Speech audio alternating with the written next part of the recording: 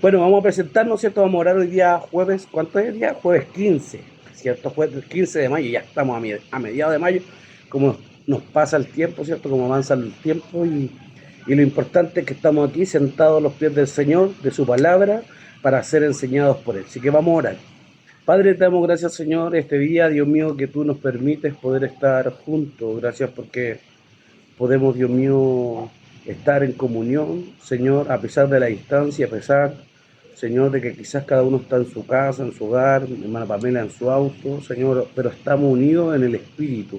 Y a través de estos medios que tú nos das, Señor, y nos permites poder compartir, Señor, tu palabra, Dios mío, dedicamos este tiempo para ser enseñados por ti. No queremos, Señor, escuchar cuánto sabe un hermano, no queremos que escuchar una doctrina ni un pensamiento humano. Queremos acercarnos a tu palabra, creemos que en tu palabra, Señor, está la verdad, en tu palabra está lo que necesitamos, en tu palabra está lo que anhelamos y la luz de nuestra vida, Señor. Te rogamos que ahora tú nos des, Señor, la comunión con tu Espíritu Santo, la guía y la sabiduría, Señor, para poder compartir y plantear los temas que quizás vamos a tocar el día de hoy. Tú danos sabiduría, danos conocimiento y que tu Espíritu, ese Espíritu de gracia y sabiduría nos guíe a través de tu palabra, Señor, para alcanzar, Señor, lo que tú quieres que alcancemos, Señor. Enséñanos y podamos tener la estatura de un varón perfecto, íntegro, Señor, la estatura de Cristo, la mente de Cristo en nosotros. Y esto lo alcanzamos a través de tu palabra. Nos acercamos a ti, Señor, y bendecimos la vida de cada uno de mis hermanos que podemos compartir y que tu Espíritu Santo, Señor, nos hable. Ponemos todo nuestro conocimiento y todo lo que somos a la planta de tus pies, Señor, y te rogamos que tu Espíritu Santo se mueva de una manera sobrenatural. Bendícenos, Señor, a través de tuyo. Te lo rogamos en el nombre de Jesús. Amén. Bueno, Dios nos bendiga, ¿cierto? Juan capítulo 10, versículo 23 en adelante. La semana pasada vimos algunas cosas, ¿cierto?, importantes. Retomamos el tema de que había disensión entre los judíos, ¿cierto? Muchos decían que Jesús estaba loco, ¿cierto?, que había perdido sus cabales, no estaba en sano juicio. Y otros decían, ¿cómo puede alguno, si está loco, hacer estas señales? ¿Cómo puede alguno hacer las obras que él hace o hablar de esta manera si Dios no estuviera con él? También hablamos de algo bien importante, algo bien bonito. Hablamos de la fiesta, ¿cierto?, de la dedicación. Hablamos de cómo una familia de sacerdotes, ¿cierto?, los macabeos, se levantan y tienen la capacidad de libertar al pueblo y de restablecer el culto y el servicio a Dios en el templo, ¿cierto?, y en toda la ciudad de Jerusalén. Hablamos también un poco de esta fiesta, de la fiesta de Hanukkah, la fiesta de las luces, ¿cierto?, celebrando ellos la provisión de aceite sobrenatural. Y también hablamos un poco del tercer templo, ¿cierto?, de que sabemos que es un templo que no va a ser para nosotros los cristianos, sino un templo para los judíos que van a construir, pero para nosotros una señal profética que anuncia la venida de nuestro Mesías o el retorno del Mesías por la iglesia, ¿cierto?, o el arrebatamiento, rapto, como queramos llamarle, anuncia de que esto está más cercano que nunca. Así que vamos a continuar estudiando Juan capítulo 10, versículo 23. Vamos a ver si es que algún hermano puede leer 23, 24, luego 25, 26, 27, 28 y terminamos con el 29 y 30. Dios nos dé la gracia para poder terminar en el 30 el día de hoy y podamos, ¿cierto?, avanzar y poder entender qué es lo que importa, entender y ser enseñados por el Señor. Así que leemos 23, 23 y 24. Sí. Dice, y Jesús andaba en el templo por el pórtico de Salomón, y le rodearon los judíos y le dijeron, ¿hasta cuándo nos turbarás el alma? Si tú eres el Cristo, dínoslo abiertamente. 25, 26.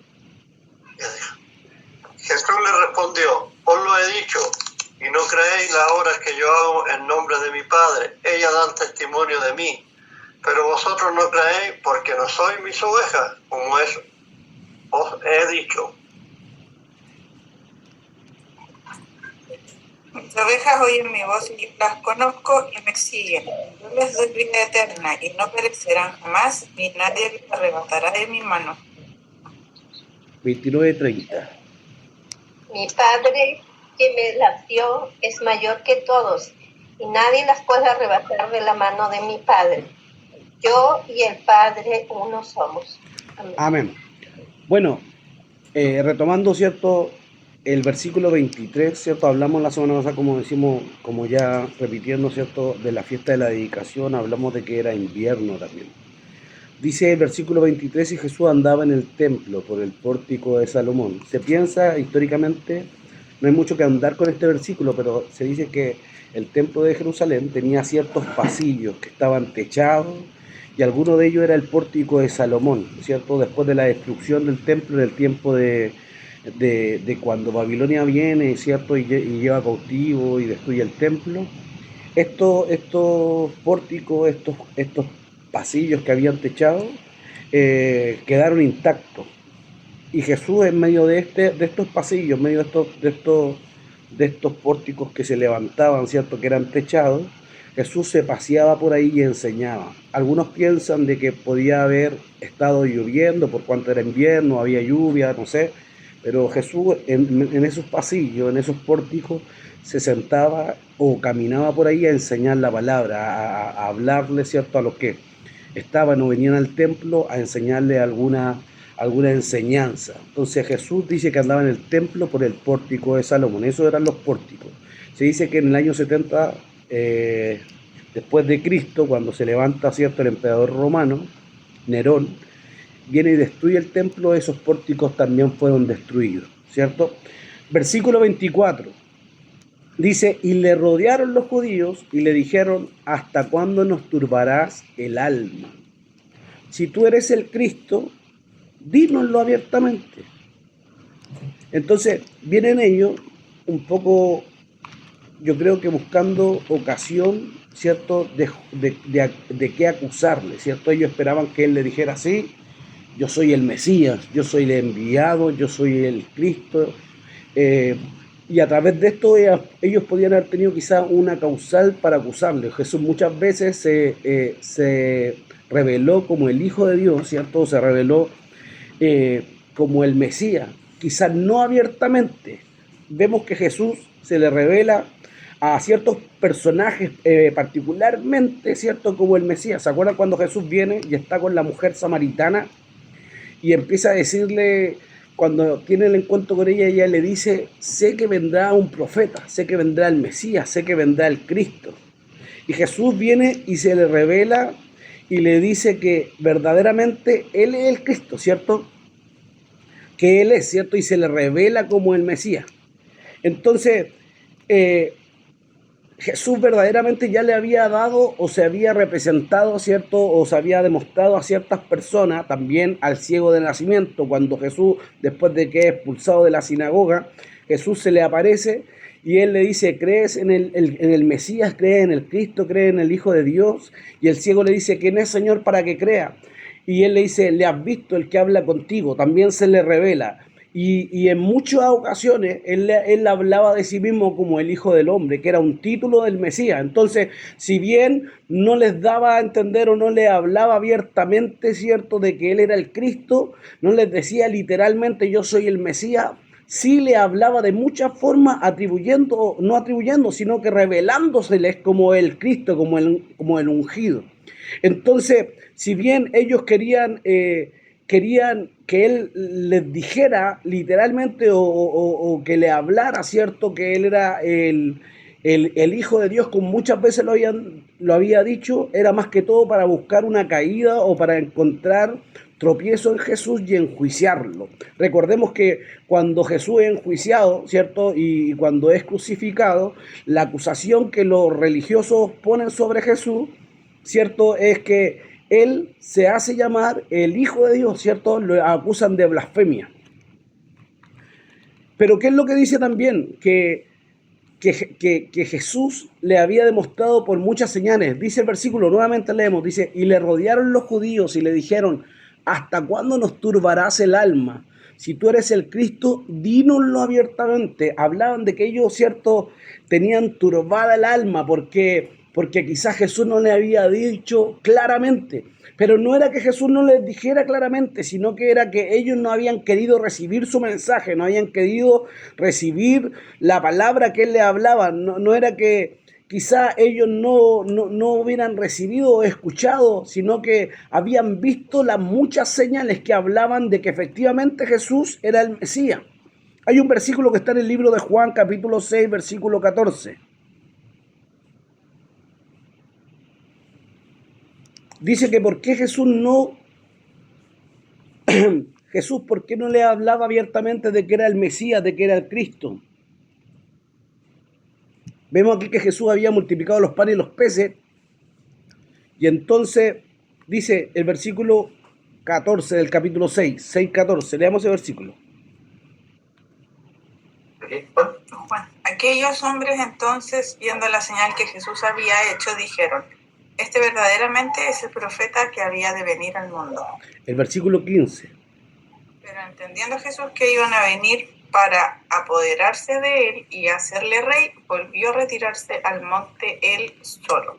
También por eso Jesús no le hablaba literalmente, o no se les daba a conocer como el Mesías, como el ungido, como el Cristo, ¿cierto? Porque quizá ellos querrían, ¿cierto?, apoderarse de él, ponerlo como rey. Eso iba a crear un conflicto, una guerra con Roma, y no iba a poder desarrollar también su ministerio.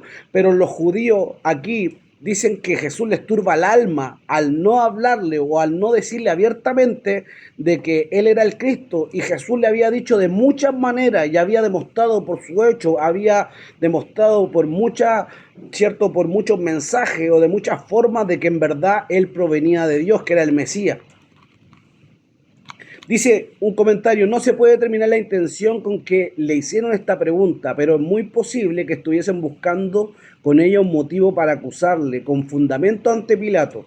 Esa forma se usará más adelante cuando bajo juramento Caifás le pida la confesión de si es el Cristo, acusándole luego de enemigo de Roma. Eso lo vemos también en Mateo capítulo 26, versículos 62 y 63.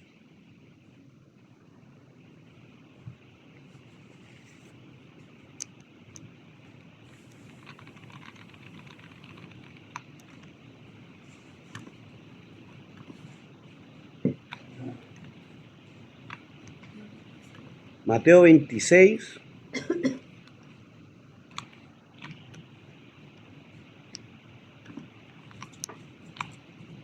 versículo 61, vamos a leer hasta el 63. Ya. 26. No. Del 61 al 63. Mateo 26, 61 al 63. Ya, dice. ¿Y qué dijeron? Este dijo: ¿puedes derribar el templo de Dios en 3 días y reedificarlo? Y levantándose al sumo sacerdote le dijo: no respondas nada. ¿Qué testifican estos contra ti? Mas Jesús callaba. Entonces el sumo sacerdote le dijo: te conjuro por Dios viviente que nos digas si eres tú el Cristo, el Hijo de Dios. Aquí tenemos a Jesús, ¿cierto?, traído ante el concilio, ¿cierto? Y empiezan a levantar un falso testimonio. Dice que trajeron a falsos testigos, empezaron a tratar de hacerle un juicio a Jesús. Dice, para encontrar alguna causa de enjuiciarlo para muerte, pero no la hallaron. Dice que aunque tenían falsos testigos, no pudieron encontrar falta en él.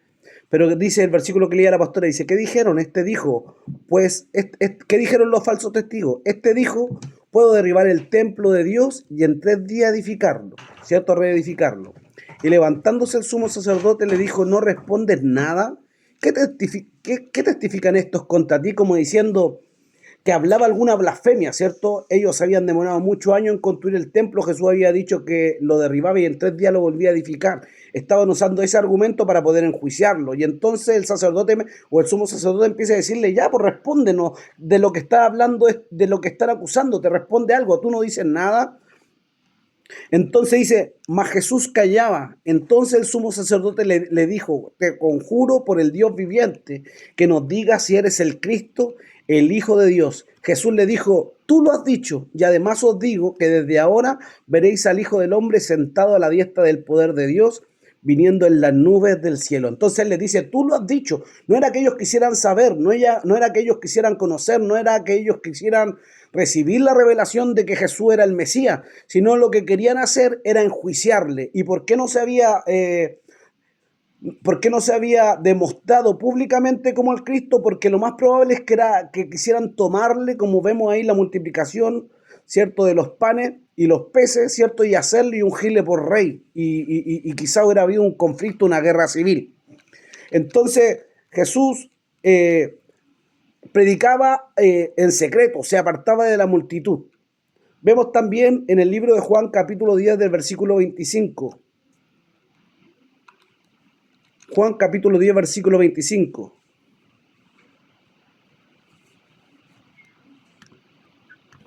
Juan 10:25 dice, Jesús le respondió,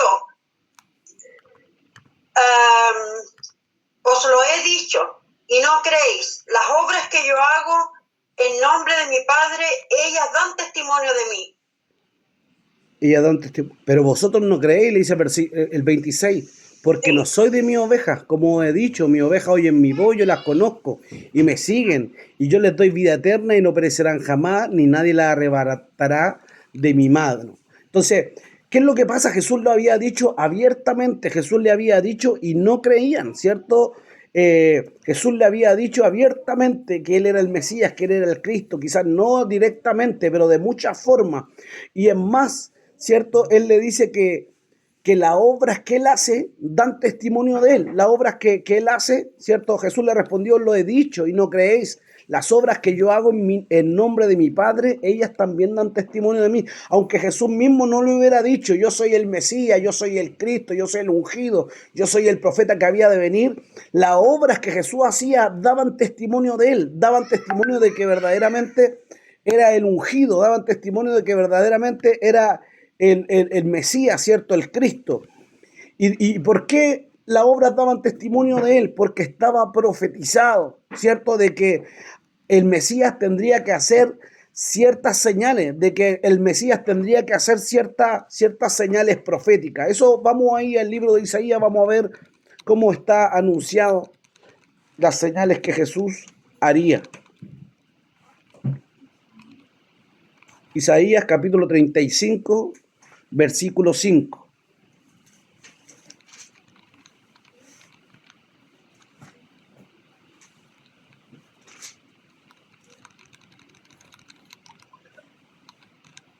Entonces, No, lea nomás. entonces los ojos de los ciegos serán abiertos y los oídos de los sordos se abrirán.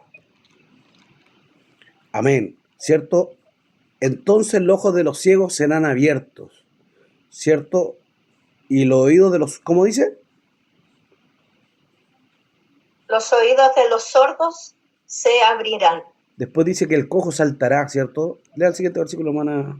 Entonces el cojo saltará como un ciervo y cantará la lengua del mudo, porque aguas serán cavadas en el desierto y torrentes en la soledad. Entonces, esa era una señal profética, ¿cierto? Que el sordo iría, que el ciego vería, que el cojo saltará como un ciervo, ¿cierto? Con el arpa danzaría. Hay un cántico, ¿cierto? Un corito que cantamos que habla eso. Entonces, habla de que habían señales que el Mesías iba a hacer. Y nunca, como lo hemos comentado en varios estudios, ¿cierto? Nunca se levantó un profeta, ni Eliseo, ni Elías, ni Jeremías, ni Ezequiel, ninguno, ni Moisés. Ningún profeta en el Antiguo Testamento hizo tantas señales como las que Jesús hizo. Y lo más poderoso, ningún profeta libertó tanto endemoniado como Jesús lo hizo. Eso hablaba de que las señales también daban testimonio de él. Isaías capítulo 61 también habla proféticamente acerca de las señales que el Mesías haría.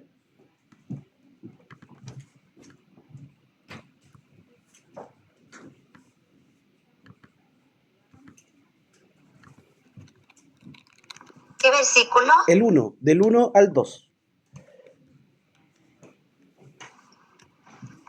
Amén. Dice, el Espíritu de Jehová, el Señor está sobre mí, porque me ungió Jehová, me ha enviado a predicar buenas nuevas a los abatidos, a vendar a los quebrantados de corazón, a publicar libertad a los cautivos y a los presos, apertura de la cárcel, a proclamar el año de la buena voluntad de Jehová y el día de venganza del Dios nuestro, a consolar a todos los enlutados. Sí, versículo 3 dice, a ordenar que a los afligidos de Sion se les dé gloria en lugar de ceniza, oro de gozo en lugar de luto, manto de alegría en lugar de espíritu angustiado, y serán llamados árboles de justicia, plantío de Jehová para gloria suya, reedificarán las ruinas y levantarán los asolamientos primero y restaurarán las ciudades arruinadas, los escombros de muchas generaciones. Eso lo vemos en el Mesías, el Espíritu de Jehová está sobre mí.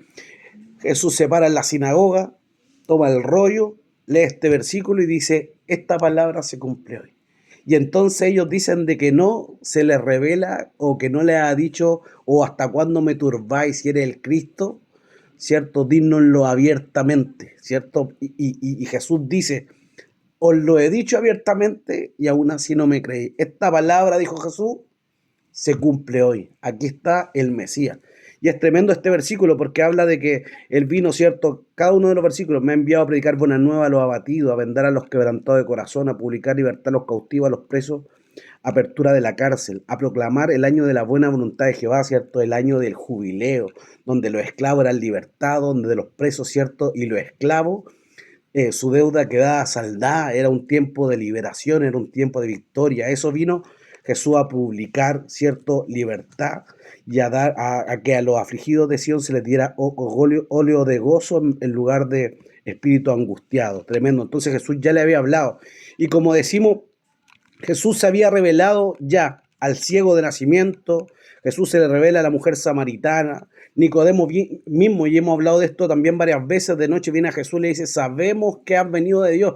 Entonces, lo que ellos buscaban al decirle que él, ¿por qué lo sigue turbando? Lo que ellos buscaban en sí era ocasión para enjuiciarle, ocasión para hacerle caer. Jesús le había dicho de muchas maneras y las obras que él hacía, ¿cierto? Daban testimonio de él, pero aún así no querían creer. Es más, Jesús mismo, yo creo que una de las declaraciones mayores que él les da, y cuando él se les revela y les dice, antes que Abraham fuese, yo soy, él está diciendo, yo soy el eterno, yo soy el Mesías, yo soy el enviado. Entonces, si ellos no querían creer, si ellos no querían entender, era porque en verdad habían cerrado sus corazones. Volvemos a Juan capítulo 10, versículo 26. Juan 10, 26. Pero vosotros no creéis, porque no sois de mis ovejas, como os lo he dicho. ¿Cierto? Jesús nuevamente empieza a hablar acerca de lo mismo que le había hablado al comienzo de este capítulo, cuando él habla del buen pastor, de que hablaba de que sus ovejas oyen su voz, ¿cierto? Y le siguen, de que él conocía a sus ovejas, ¿cierto? De que las ovejas estaban por la puerta. Entonces, dice, pero vosotros no creéis porque no soy de mis ovejas, como os lo he dicho. En el versículo 29 también, ¿cierto? Jesús les comenta de que las ovejas de su rebaño han sido dadas por su padre. Y él en verdad dice que estos religiosos, estos judíos de la época, en verdad no eran parte de su redil. Quizás más adelante vendría, ¿cierto? Y se manifestaría ello, pero en este tiempo estaban cegados y Jesús, ¿cierto? Dice que ellos no son parte de su rebaño. Aquí cuando habla de que el Padre lo ha dado, ¿cierto? Jesús empieza a hablar de que las ovejas que él tiene, las que son, ¿cierto? El Padre las ha dado. Y hay un versículo que está en el capítulo 17, 6 del libro de Juan. Juan capítulo 17, versículo 6.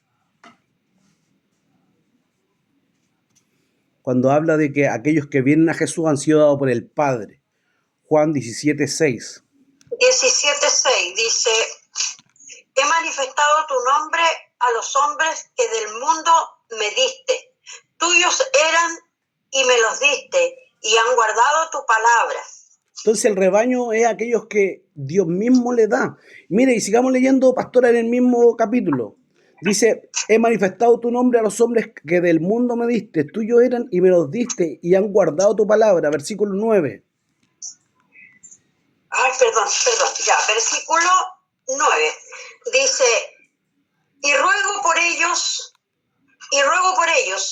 no ruego por el mundo, sino por los que me diste, porque tuyos son. No ruego por el mundo, no ruego por los judíos, no ruego por los fariseos, me ruego por las ovejas que tú me diste. Versículo 11, pastora, no se mueva del capítulo. Ya, y ya no estoy en el mundo más, más estos están en el mundo y yo voy a ti, Padre Santo, a los que me has dado, guárdalos en tu nombre para que sean uno así como nosotros. Entonces Jesús le empieza y le ruega al Padre, ¿cierto? Le ruega al Padre por las ovejas que el Padre le ha dado, por aquellos que Él le ha dado, ¿cierto? Y dice, no ruega, no pido por el mundo, estoy en el mundo, maestro. O sea, yo ya no estoy en el mundo, ya voy a partir. Llegó el tiempo donde ya, ¿cierto? Tengo que cumplir mi sacrificio y voy a partir de este mundo, pero estos quedarán aquí. Padre Santo, a los que me has dado, guárdalo en tu nombre, para que también estén unidos, sean uno, como yo, como nosotros, ¿cierto? Tengo un comentario, dice, las ovejas de su redil creen en Jesús como el Mesías, como el Hijo de Dios, y reciben vida eterna, por tanto le conocen y le siguen. Entonces, las ovejas que Dios le da, ¿cierto? Le siguen, le conocen, son parte de Él, creen, ¿cierto? En Él y reciben vida eterna. Todo esto es por fe, ¿cierto? Es un don que Dios nos ha dado, ¿cierto? A través de la fe, no es porque nosotros hayamos alcanzado o seamos justos, seamos buenos o porque hagamos algún mérito personal, ¿cierto? Todo esto lo alcanzamos por gracia, por un regalo de Dios que lo alcanzamos a través de la fe. Eso lo podemos ver en el libro de Efesios capítulo 2, versículos 8 y 9.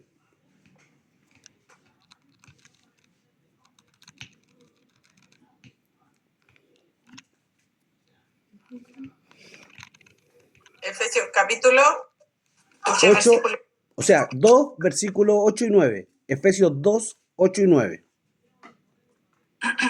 Porque por gracia sois salvos por medio de la fe, y esto no de vosotros, pues es don de Dios, no por obras, para que nadie se gloríe. Claro, entonces el Padre se los dio, ¿cierto? Las ovejas, Jesús dice, tú me las diste, eran tuyas y tú me las diste, ¿cierto? Guárdalo. Pero a través de nos la diste, está hablando de que nosotros alcanzamos salvación.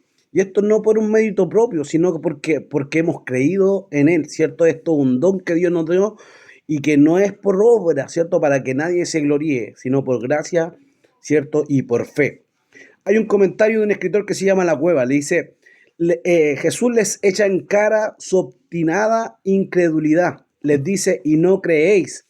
Y la razón es muy sencilla, pero vosotros no creéis porque no sois de mis ovejas, como os lo he dicho, como diciendo, no me creéis porque no estáis dispuestos a seguirme, como siguen las ovejas a su pastor, ni queréis reconocer mi voz como la reconocen las que mi Padre me ha dado, pues éstas reconocen la voz del pastor y le siguen.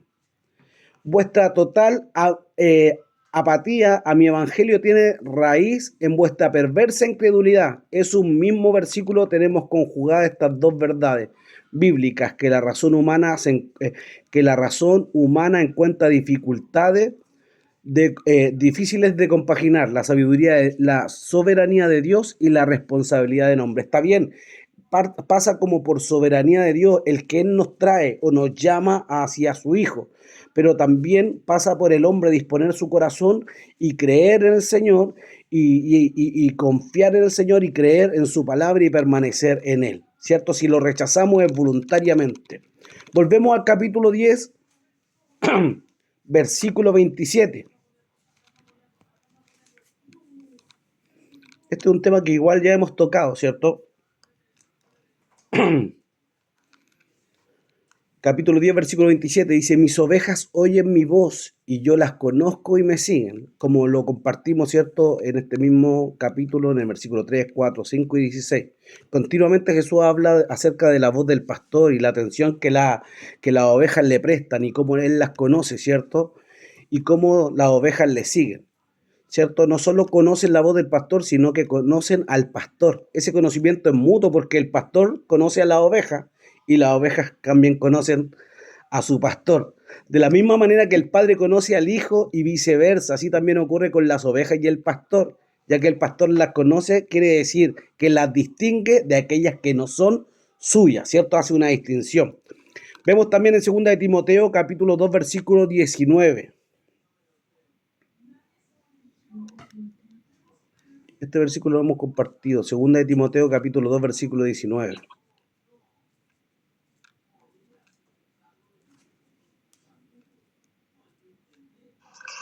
Amén. Dice, pero el fundamento de Dios está firme, teniendo este sello. Conoce el Señor a los que son suyos y apártese de iniquidad todo aquel que invoque el nombre de Cristo.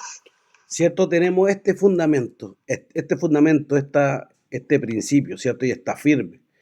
Que tenemos un sello, que conoce el Señor a los que son suyos y apártese de iniquidad, conságrese, santifíquese, todo aquel que invoca el nombre del Señor. Debemos apartarnos para Él. No porque seamos santos por esto, no porque seamos salvos por esto, sino que porque el Señor nos llamó para eso, para que seamos su especial tesoro, un pueblo de gente santa, real sacerdocio, nación santa, un pueblo adquirido por Dios para que hablemos de las virtudes de aquel que nos llamó de las tinieblas a su luz admirable. Volvemos al capítulo 10, versículo 28. Dijimos que íbamos a hablar, ¿cierto?, de dos temas importantes hoy día en este estudio, ¿cierto? Estamos hablando de cómo Jesús, ¿cierto?, debate con los judíos, cómo ellos le quieren enjuiciar, cómo ellos, ¿cierto?, le echan en cara de que él no se revela públicamente como el Mesías. Estamos hablando de sus ovejas, pero dijimos que también íbamos a hablar acerca de la salvación, porque Jesús aquí toca ese tema y lo vamos a tratar de tocar de acuerdo a la palabra, ¿cierto? 10:28 dice, y yo les doy vida eterna, hablando de a su oveja, ¿cierto? Mi oveja oye mi voz y yo las conozco y me siguen. Y yo les doy vida eterna y no perecerán jamás, ni nadie la arrebatará de mi mano, ¿cierto? Yo les doy vida eterna y no perecerán jamás, ni nadie la arrebatará de mi mano. Jesús afirma que las ovejas que le conocen y le siguen, Él les da vida eterna, eternidad, ¿cierto? A los que creen en su nombre les dio autoridad de ser hechos hijos de Dios. Esto habla de ser hijos de Dios, nacer a una eternidad, nos da vida eterna. Y habla de que nadie la podrá arrebatar de mi mano. Solo Dios posee este don, ¿cierto? Solo es de Dios este don de la eternidad. Solo Dios es el eterno, el que existe por la eternidad. Y solamente Él puede darlo, ¿cierto? Él solamente puede compartir este don a aquellos que creen en Él, a aquellos que reciben su palabra. Por eso nos da autoridad de ser hechos hijos de Dios, de nacer a una nueva naturaleza, una naturaleza divina. Y si tenemos esta naturaleza divina eterna también se manifiesta en nosotros y alcanzamos, ¿cierto?, la eternidad, alcanzamos la salvación. Y yo les doy vida eterna y no perecerán jamás, ni nadie la arrebatará de mi mano. Dice, solo Dios es quien posee la vida eterna y solo Él tiene autoridad de darla, por cuanto Él es el eterno. Y esta vida se la da solo a sus ovejas, ya que Él es el único mediador entre Dios y los hombres, Jesucristo, hombre, ¿cierto? Eso lo vemos en 1 de Timoteo, capítulo 2, versículo 5.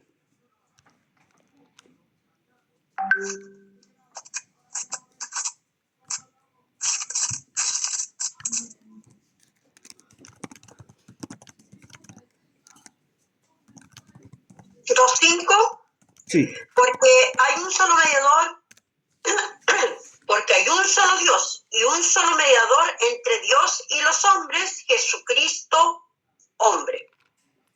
Sí, amén, ¿cierto? Porque hay un solo mediador, porque hay un solo Dios y un solo mediador entre Dios y los hombres, Jesucristo, hombre. Y el versículo anterior decía, el cual quiere que todos los hombres sean salvos y vengan al conocimiento de la verdad, ¿cierto? El cual Dios, ¿cierto?, quiere que todos los hombres sean salvos y vengan al conocimiento de la verdad. Porque hay un solo Dios y un solo mediador entre Dios y los hombres, Jesucristo, hombre, ¿cierto? Es el único camino para alcanzar la salvación, un solo camino para alcanzar la eternidad, un solo camino para alcanzar la vida eterna que está en Él y a través de su sacrificio. Como diría el apóstol Pablo ahí en el capítulo 2 de Gálatas, 2:20, con Cristo estoy justamente crucificado, ¿cierto? Y ya no vivo yo, Cristo vive en mí. Y lo que vivo ahora en la carne, lo vivo en la fe del Hijo de Dios, el cual me amó y se entregó a sí mismo por mí, ¿cierto? Lo que vivo ahora en la carne, lo que vivimos ahora humanamente, lo vivimos en la fe del Hijo de Dios, ¿cierto? Con Cristo estoy juntamente crucificado. Ya no vivo yo, Cristo vive en mí. Habla de que cuando nosotros estamos en Él alcanzamos salvación. Y aquí hay un tema profundo y que quiero que lo hablemos y no vamos a hablarlo, como digo, con una altura de mira. Hay posturas extremas, ¿cierto?, que dicen que la salvación no se pierde. Y hay posturas que la salvación sí se pierde, ¿cierto? Pero el problema está cuando la postura es extrema, cuando nosotros alcanzamos la salvación, cuando nosotros estamos en Cristo, cuando nosotros venimos al Señor y venimos a Él, si estamos en Él, somos salvos. Nadie puede arrebatarnos de la mano de Dios. Pero ¿qué pasa cuando hay una persona que quizá viene, persevera y se aparta? ¿Qué pasa con esa persona? Que efectivamente quizá en algún momento vino a la iglesia o perseveró un tiempo y se aparta y vive una vida desordenada, alocada, vive en pecado, se aparta de Dios, hace lo malo y muere. ¿Qué pasa con él? ¿Alcanza salvación o no alcanza salvación? Sí, no se pierde. Bueno, hay diferentes posturas. No vamos a decir que no vamos a imponer un pensamiento sobre otro, ni vamos a decir, ¿cierto?, que tenemos la verdad absoluta. Pero sí hay algo, habla de que ninguna condenación hay para los que están en Cristo, ¿cierto? Ninguna condenación. Hay un requisito para ser salvos, o sea, no un requisito, porque la salvación es gracia, ¿cierto? La salvación es un regalo que ninguno de nosotros merecemos, pero sí la salvación viene para los que están en el Señor, para los que permanecen en Él. Y quizá hay algunos que quizá ha gustado el don de Dios y se ha apartado y vive alocadamente y perdidamente la salvación, quizá él no ha estado en él. Entonces ahí hay un dilema, que no podemos ser extremos ni decir que tenemos que permanecer y vivir de una manera santa, porque no somos salvos por nuestras obras, somos salvos por gracia, ¿cierto? Y por creer, pero ese creer es permanecer en él. Vamos a buscar ahí en el libro de Romanos capítulo 8, versículo 1.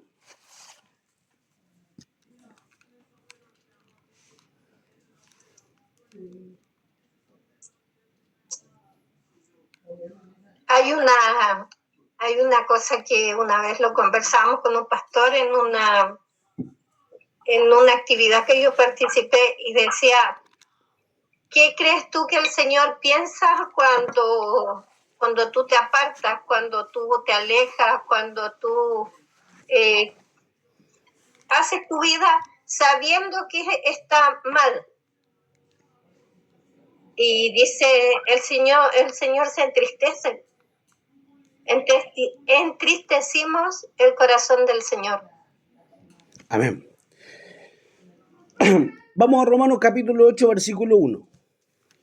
Ahora pues ninguna condenación hay para los que están en Cristo Jesús, los que no andan conforme a la carne, sino conforme al Espíritu. Entonces, no habla de que ninguna condenación hay para todos, sino que habla de, ahora pues, ninguna condenación hay para los que están en Cristo. Habla de permanecer en Él, estar en Él. Los que no andan conforme a la carne, sino conforme al Espíritu. La salvación es a través del Mesías, a través de permanecer en Él. Colosenses capítulo 1, versículo 14.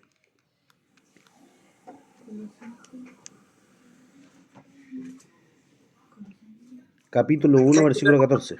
Su sangre, el perdón de pecados. Cierto, en quien tenemos redención por su sangre. Cierto, el perdón de pecado. Hebreos capítulo 2, versículo 13. Espéreme, no estoy seguro si es hebreo, déjeme buscar. Se me olvidó o no tengo escrito el libro. Espéreme.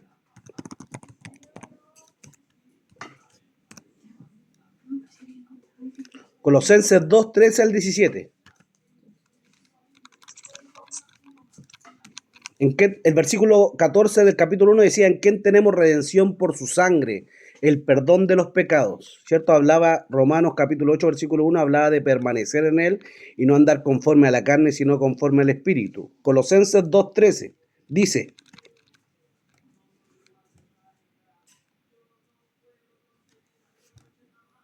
y vosotros sigan. Ya. Y a vosotros, estando muertos en pecados y en la incircuncisión de vuestra carne, os dio vida juntamente con él, perdonándoos todos los pecados y anulando el acta de los decretos que había contra nosotros, que nos era contraria, quitándola de en medio y clavándola en la cruz. Y despojando a los principados y a las potestades los exhibió públicamente, triunfando sobre ellos en la cruz. Entonces habla de que estando nosotros muertos en delito y pecado, nos dio vida, ¿cierto? Juntamente con él, perdonando todos nuestros pecados, anulando el acta de los decretos que había contra nosotros. ¿Cuál era el acta? El acta que decía que toda alma que pecare, de seguro morirá. Esa era el acta que estaba ahí, que no era contraria, que nos separaba de Dios y nos hacía merecedores de la condenación. Pero él, clamando, ¿cierto?, en la cruz esta acta, nos dio potestad, nos dio autoridad, nos dio salvación, perdonó nuestros pecados y despojó a los principados y a las potestades y lo exhibió públicamente, triunfando sobre ellos en la cruz. Dice: la justificación es asunto definitivo para quienes están en Cristo y les es aplicada su justicia. La justificación, la salvación, la redención, la salvación es para aquellos que están en Cristo y les es aplicada su justicia. Segunda de Corintios capítulo 5 versículo 21.